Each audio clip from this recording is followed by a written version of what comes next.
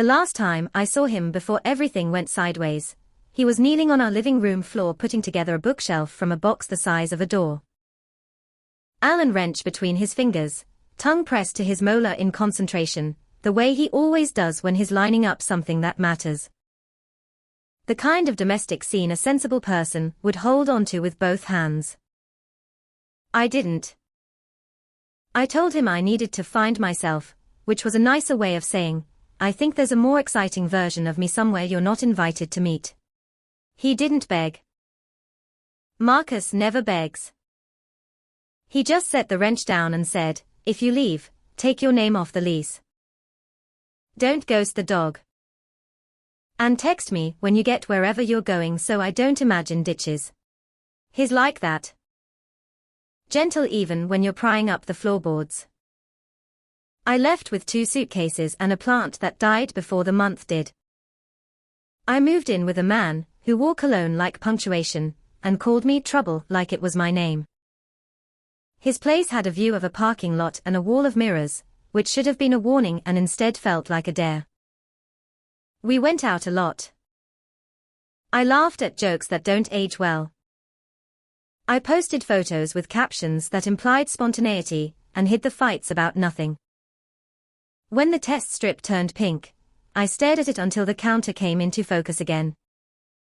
I put it in the trash and then took it back out like a person on TV. I didn't tell Zane, yes, of course his name was Zane, for 2 days, which is exactly long enough to convince yourself he might be thrilled. He wasn't. He said, we barely know each other, and you should do what you want, which is the kind of permission that isn't. When I asked if he'd come to the first appointment, he said he had a gig that night. He DJs on weekends at a bar that smells like Red Bull and lost custody. He doesn't have gigs on Tuesday mornings. By the second trimester he'd needed space, and I was on a futon at my cousin's place, the kind that eats your lower back for breakfast. I applied for WIC, because milk costs money even if you're ashamed.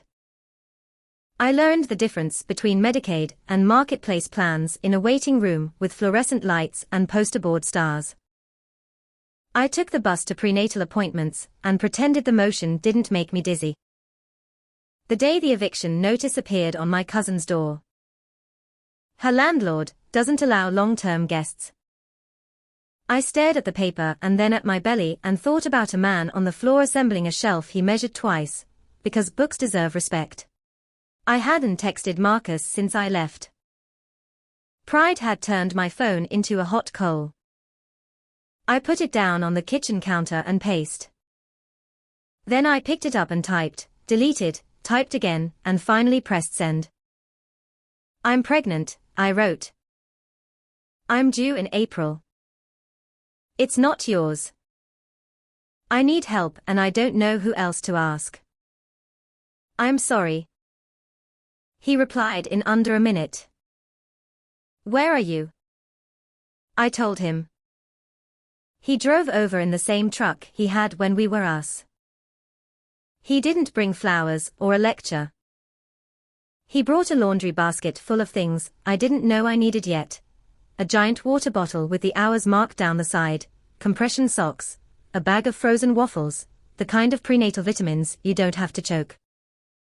He set the basket on the table, looked at my stomach like it held a planet, and said, okay. I don't know what I'm asking, I said, and hated how my voice tried to be smaller to make me forgivable. I can't stay here. I can't go back to Zane's. I can't afford.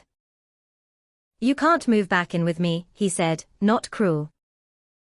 Just honest enough to hate. But I'll help you get stable. I can front first month and deposit if you find a studio. I'll help you find a used crib. I'll drive you to appointments if the bus makes you sick. But I'm not signing up to be a husband again, because Zane bailed. He didn't bail, I said, reflexively defending the person who closed the door on me. He just left you pregnant on a futon, Marcus said. We can call it something else, but it won't change the shape. I cried. Of course I did. Hormones, humility, the fact that my cousin's kitchen clock ticks like a countdown. He handed me a paper towel. It's what was there, and somehow that felt kinder than a tissue. Anne said, let's make a list. Lists save people like Marcus. They pull chaos into lines. We wrote, studio sublet. Crib. Car seat. OB appointment schedule.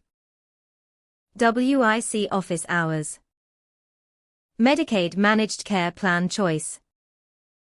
We wrote, call legal aid if the landlord tries to say I lived here, without permission, and wants to backcharge rent. He knows those words, because he's handled grown-up things like leases and deposits and the time our landlord tried to call a busted water heater, tenant damage. I can pay you back, I said, because dignity demands its lies. When I get a job after the baby. When daycare. You can pay it forward, he said. But I'm not your bank. I'm your ex who doesn't want you and a baby sleeping in a car. That's as far as that goes. We found a studio with a closet pretending to be a kitchen and a view of a brick wall, which is honest architecture if nothing else. He drove me to IKEA and didn't say a word about the last time we did that together. He loaded a second-hand crib into the truck and tested the screws like he could weld safety into wood. He installed a used car seat into the back of my cousin's Corolla, and then moved it to my new studio the next week like car seats are chess pieces. He showed me how the straps should lie flat and how the chest clip should be at armpit level, not belly button level.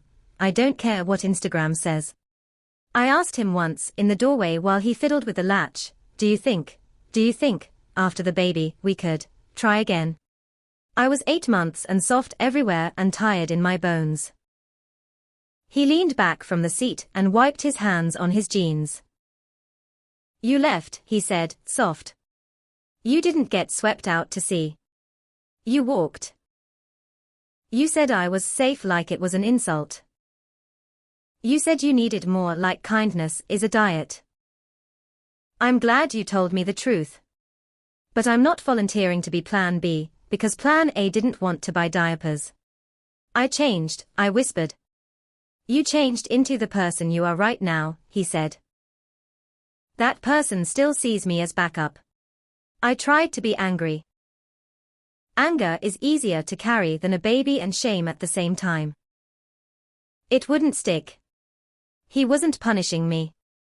He was being the man I remembered, careful with the things that break. Labor was a Tuesday that turned into a Wednesday.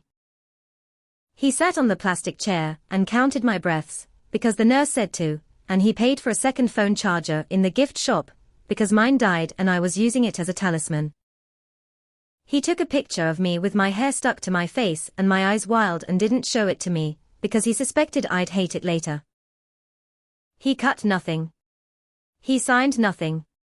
He stepped out when they asked who Dad was and then stepped back in when I nodded at him with a thank you that wasn't enough and won't ever be.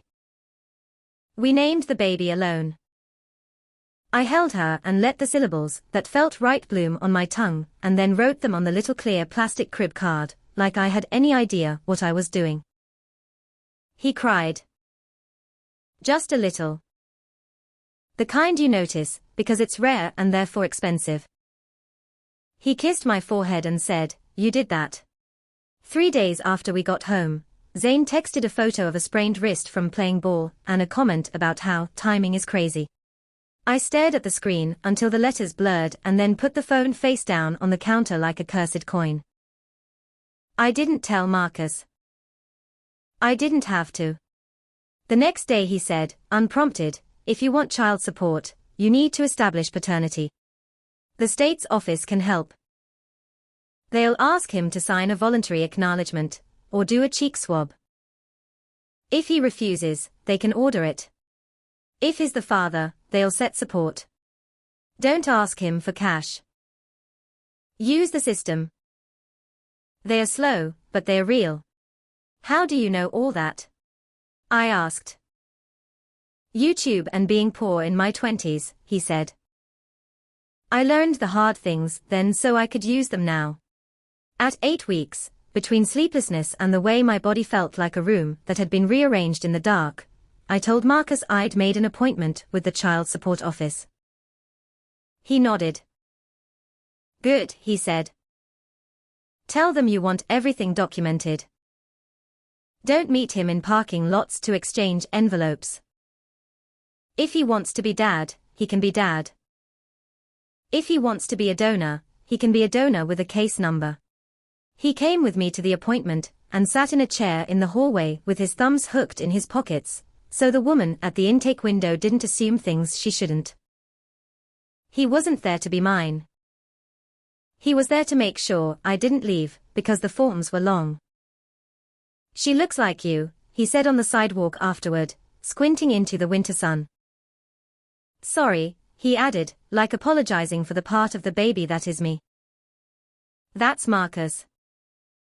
He will apologize for your own face if it helps you feel less alone in it. When I texted him a month later that Zane had other plans, instead of showing up for the paternity test, Marcus replied with a link to a default order process. If you dodge long enough, the court can presume, but it's messy and takes time. Keep showing up, he wrote. Let the paper pile up on his side. Spring turned to summer. I found work at a call center that will hire you if you can read a script and show up on time. I showed up even when I felt like my skin didn't fit. I learned to shower in 4-minute intervals when the baby sleeps. I learned that you can eat standing up for months and not remember sitting. Marcus kept his boundary like it was a job. He brought groceries sometimes, but left them at the door without stepping over the threshold. He fixed a leaky faucet and sent me the YouTube link for next time. He babysat twice when my sitter cancelled, only on the condition that I left a list and came back when I said I would. Not because I don't trust you, he said, holding the baby like a science experiment he respected. Because predictability is a kindness. There were nights I drafted paragraphs long as rivers, asking him to take us back, as if we were a single unit with paperwork attached. I didn't send them. He'd already answered. His no wasn't a door slam, it was a floor I could stand on. I saw him at a farmer's market in August. He was with a woman wearing a dress that didn't try too hard and sneakers that meant she walks on purpose. They were both holding coffees and a bag of peaches. He saw me, saw the stroller, and his face arranged itself into something gentle. Neither pity nor pride. Hey, he said. She's sleeping okay. Like a politician, I said. Says what I want to hear and then does whatever she wants. He laughed, real. The woman beside him introduced herself as Lena. She didn't hold out a hand, because I was holding a baby, and she looked at my daughter and said, she's perfect, like she meant it and not like it was a line.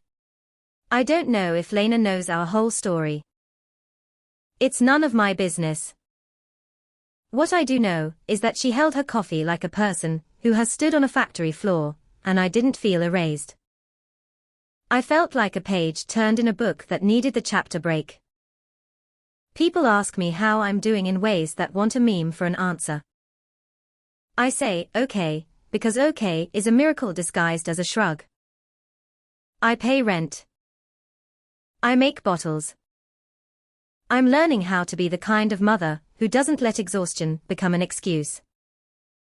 Sometimes I still reach for the wrong phone. Sometimes I Google night jobs and then remember, I can't keep a baby alive, and answer insurance questions at the same time.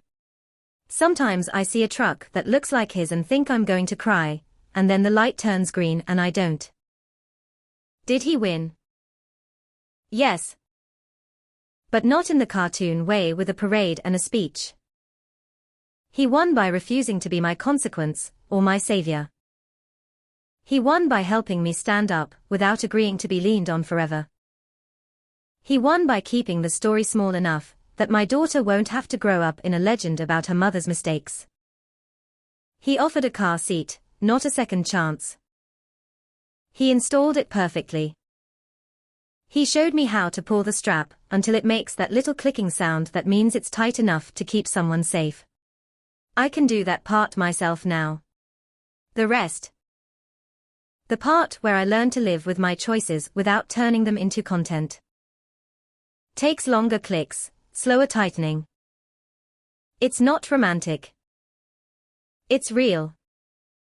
Sometimes real is the kindest thing anyone gives you.